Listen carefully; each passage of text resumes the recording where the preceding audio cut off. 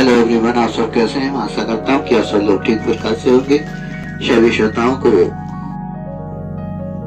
Doctor Umakant Sharma का प्यार भरा प्रणाम। यदि आप लोगों ने हमारे चैनल को अब तक सब्सक्राइब नहीं किया है तो कृपया करके सब्सक्राइब कीजिए।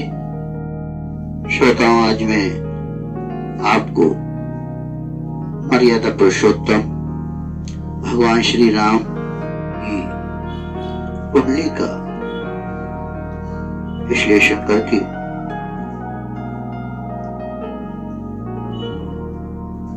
कुंडली के बारे में समझाऊंगा। लेकिन श्रोताओं, मैं एक तुच्छ मंदबुद्धि प्राणी हूं। मैं श्री राम की कुंडली का विश्लेषण कैसे कर सकता हूं? उनके गुणों का बखान तो मां सरस्वती ही कर सकती है, लेकिन ज्योतिषीय विषय के आधार पर जो कुछ मेरी समझ में आ रहा है वो मैं आपको बताऊंगा। ध्यानपूर्वक सुनिए। मर्यादा पुरुषोत्तम श्री रामचंद्र जी की जय। श्रोताओं, प्रभु श्री राम की कर्क लग्न की कुंडली है। कर्क लग्न में ही शराशि का चंद्रमा विराजमान है। चंद्रमा के साथ ही लगन में उच्च के गुरु बैठे हुए हैं। लगन में ही गज केसरी योग बन रहा है। गज का अर्थ होता है हाथी और केसरी का अर्थ होता है शेर। इस योग का एक और भी अर्थ निकलता है स्वर्ण और चांदी।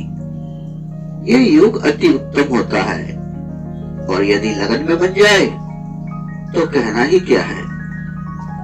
इस योग के कारण श्री राम के कंधे शेर के समान मासल व मजबूत थे। उनकी भुजाएं भी लंबी थी।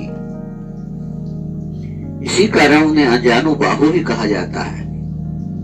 उनके पास सोने चांदी की कमी हो ही नहीं सकती, क्योंकि वह एक राजा थे, राजा के बेटे थे। इस योग के कारण ही वह राजघराने में पैदा हुए। यह योग बरगद के वृक्ष की तरह भी कहा जाता है। जिस प्रकार बरगद के वृक्ष के नीचे न जाने कितने जीव जंतु आश्रय पाते हैं, उसी प्रकार भगवान राम के सानिध्य में न जाने कितने लोग रहते थे।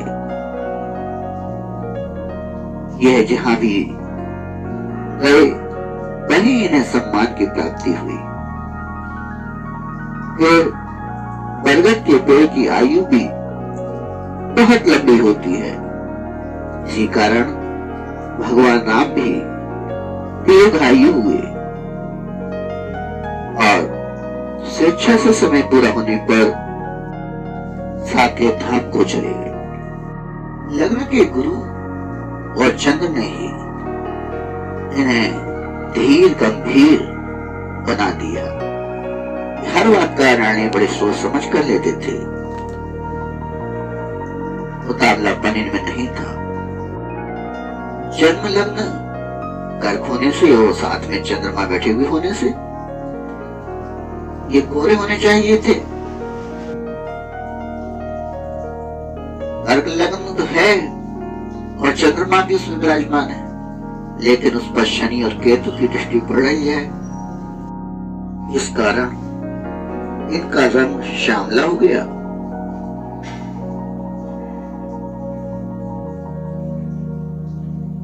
श्रोताओं, दूसरा भाव वाणी का भाव कहलाता है। इसे धन स्थान, कुटुंब का स्थान भी कहते हैं। श्री राम जी की कुंडली में द्वितीय भाव का स्वामी सूर्य है, जिसके साथ ही मंगल की हुई दृष्टि वाणी भावों पर पड़ रही है, जिसके कारण इनकी आवाज में बहुत तेजी थी। यदि ये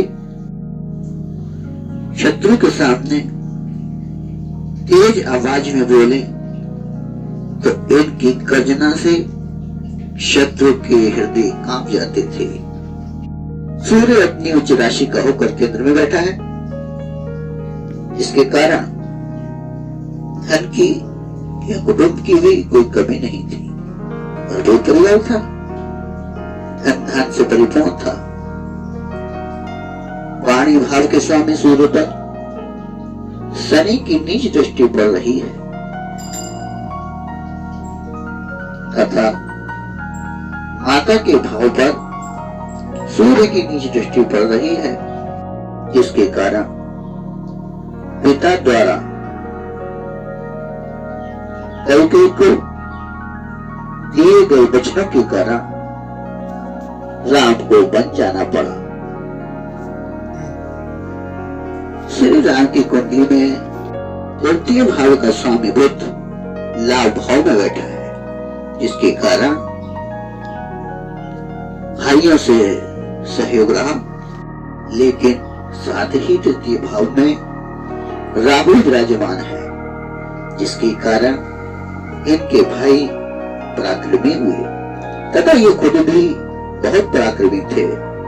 तृतीय भाव का राहु छोटे भाई बहनों को कष्ट देता है, बिछोड़ कर आता है तथा साथ ही तृतीय भाव पर शुक्र की नीच दृष्टि पड़ रही है, जिसके कारण लक्ष्मण को मूर्छित होना पड़ा। श्री राम की कुंडली में चतुर्थ भाव में जो सुख जमीन महल माता का भाव है, शनि उच्च के होकर बैठे हैं, जिसके कारण अथाह महल जमीन घोड़े हाथी होने चाहिए। ये सब कुछ भगवान राम के पास थे। माता का कारक चंद्रमा उच्च के गुरु के साथ हैं, जो लगन में बैठे हुए हैं, अतः माता श्रेष्ठ होनी चाहिए। चतुर्थ भाव पर सूर्य की नीच दृष्टि होने के कारण तथा चतुर्थेश पर राहु की दृष्टि होने के कारण समस्त सुख साधनों के होते हुए भी इन्हें महलों को त्याग कर बन जाना पड़ा। चतुर्थ भाव पर सूर्य की नीच दृष्टि के कारण तथा चतुर्थेश पर राहु की दृष्टि होने के कारण माता कैकेयी के मन में कुटिल विचार उत्पन्न हो गए। साथ ही चंद्रमा पर केतु की दृष्टि के कारण ग्रहण योग बना। चंद्रमा को माता का कारक माना जाता है। माता कैकेयी को इस कारण राम को वन भेजने पर कलंक लगा। साथ ही लग्नेश चंद्रमा पर केतु की दृष्टि होने के कारण भगवान राम पर भी आरोप लगाए गए।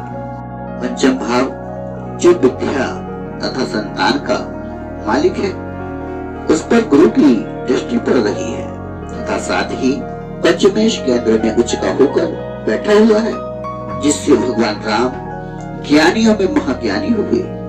इन्हें अनेक विद्याओं का ज्ञान प्राप्त हुआ। पंचमेश मंगल होने के कारण इन्होंने धनुष्बाण चलाने की विद्या भी प्राप्त की, क्योंकि मंगल एक सैनिक है तथा साथ ही इनके पुत्र भी महाज्ञानी हुए, धर्म में रुचि रखने वाले तथा धनुर्विद्या में अत्यधिक निपुण हुए। पंचम भाव पर केतु की दृष्टि होने के कारण भगवान राम को संतान का सुख ठीक प्रकार से न मिल सका। श्री राम के दोनों पुत्र लव और कुश राम की अनुपस्थिति में वाल्मीकि के आश्रम में हुए थे। षष्ठेश श्री राम जी की कुंडली में गुरु है। छठे भाव को शत्रु का भाव माना जाता है। इस कारण इनका शत्रु महाबली रावण अत्यंत ताकतवर, महान योद्धा, महान ज्ञानी, जाति से ब्राह्मण, लेकिन केतु से प्रभावित होने के कारण एक असुर जाति से था। षष्ठेश के लगन में विराजमान होने के कारण अंत में महाज्ञानी रावण भगवान राम के दिल में समा गया। कितनी सौभाग्य की बात है। भगवान राम की कुंडली में सप्तमें शनि है, जो उच्च का होकर केंद्र में बैठा हुआ है, और सप्तम भाव में उच्च का मंगल विराजमान है, जिसके कारण भगवान राम को एक राजा की बेटी पत्नी के रूप में प्राप्त हुई। लेकिन सप्तमें शनि पर सूर्य की नीच दृष्टि होने के कारण पति के सुख में बाधा उत्पन्न हो गई। साथ ही गुरु की भी नीच दृष्टि सप्तम भाव पर पड़ रही है। इस कारण भी वैवाहिक जीवन सुख में न रह सका। साथ ही मांगलिक दोष होने के कारण भी वैवाहिक जीवन सुख में न रह सका। राहु की दृष्टि सप्तम भाव पर होने के कारण भी राम का सीता से वियोग हुआ। राम की पत्नी को रावण बल तथा छल पूर्वक उठा ले गया। कुटिया में सीता को न पाकर एक बार भगवान श्री राम को भी माया मोह ने घेर लिया। भगवान राम पशु पक्षियों पेड़ पौधों से पूछते हैं कि क्या तुमने हिरण जैसी आंखों वाली सीता को कहीं देखा है? अब मैं आपको ये बताऊंगा माता सीता को अग्नि परीक्षा क्यों देनी पड़ी। तो जानिए, भगवान राम की कुंडली के सप्तम भाव में मंगल विराजमान है, उस पर राहु की दृष्टि पड़ रही है। इस प्रकार अंगारक योग बन गया।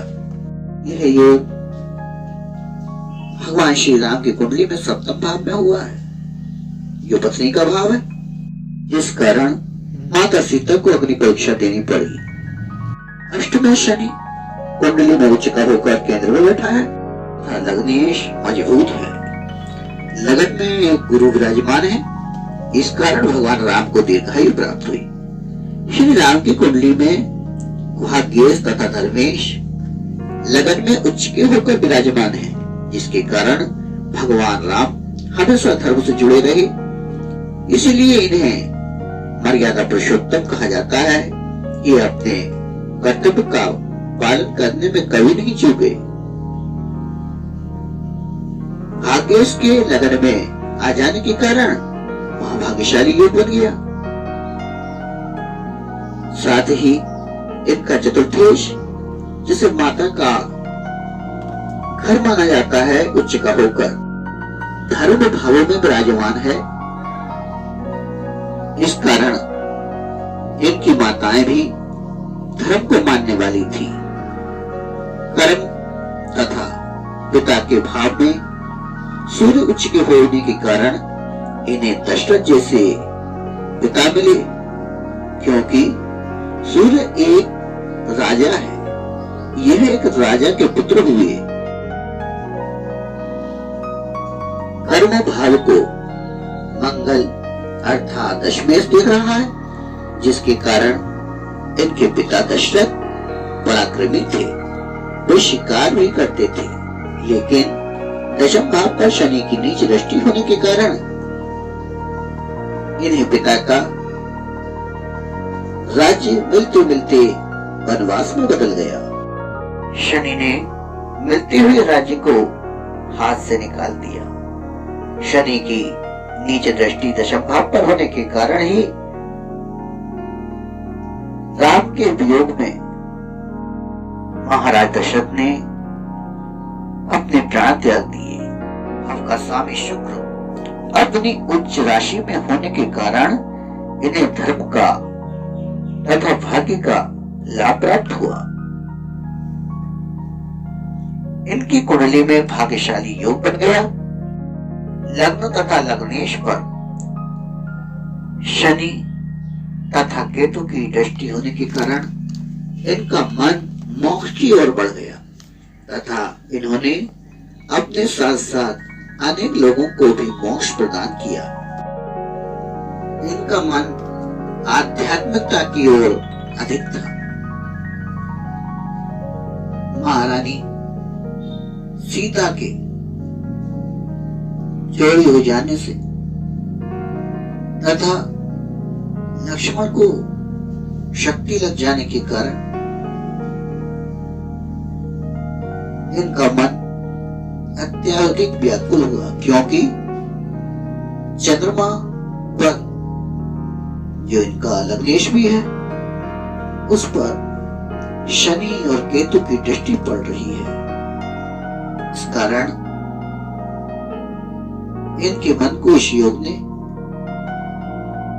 चिंता में डाल दिया। श्रोता, यदि आपको भगवान श्री राम की कुंडली का मेरे द्वारा किया गया विश्लेषण पसंद आया हो तो लाइक करें, शेयर करें, और यदि कोई भूल चूक हुई हो तो क्षमा करें। धन्यवाद।